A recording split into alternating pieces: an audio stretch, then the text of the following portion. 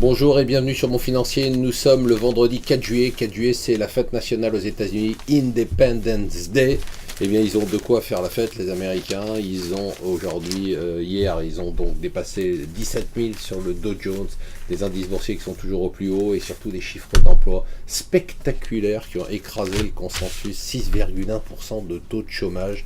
C'est vrai que ça fait rêver quand on voit les taux qu'on a, nous, en France, plus de 10%. Du coup, Draghi a été obligé d'intervenir hier pour dire encore et toujours qu'il pourrait remettre de l'argent pour relancer l'économie européenne, mais pour l'instant, ça n'a pas d'impact. Est-ce qu'on va pouvoir enfin, une fois, se venger de l'Allemagne qui nous écrase dans tous les domaines économiques? Eh bien, ça sera ce soir. La France va retenir son souffle à 18h. C'est au tour d'Amazon maintenant de faire l'objet d'une enquête sur les impôts payés en Europe. Bon, bien évidemment, vous connaissez l'histoire, ils ne payent pas d'impôts avec des montages fiscaux rusés.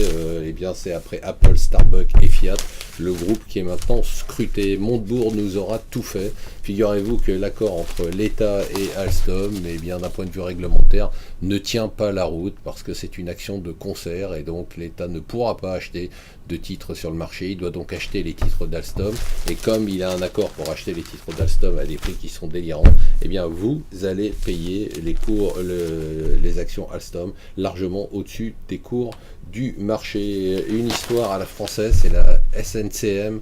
Voilà comment des syndicats irresponsables plombent une entreprise et la coulent définitivement.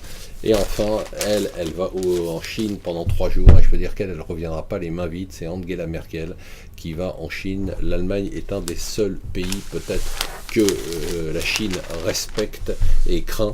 Et donc il y aura une moisson de contrats. Voilà, restez avec nous dans un marché qui va être extrêmement calme aujourd'hui.